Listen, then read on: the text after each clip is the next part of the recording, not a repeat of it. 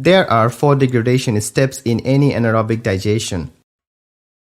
First, polysaccharides are hydrolyzed into monomers. The monomers convert into low-carbon fatty acid, lactates, and alcohols by acidogenesis. In acetogenesis, the product from acidogenesis convert into acetate and formate. The last step is methanogenesis, where methanogenic microorganisms produce methane from acetogenesis product. Traditional anaerobic digestion of solid biomass is a time and energy-consuming process.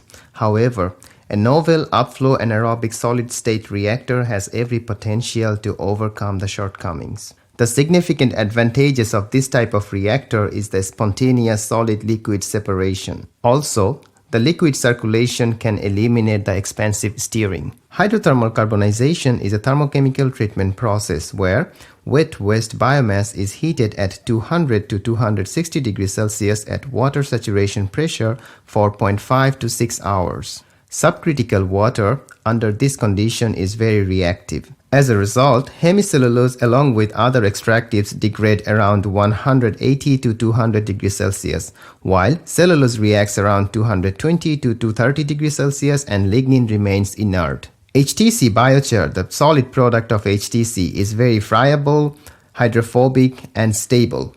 It has the calorific characteristics similar to lignite coal. The aim of the work was to combine these two bioenergy producing processes together. In this video, we will show the working principle and operation of a novel UASS reactor for biogas production.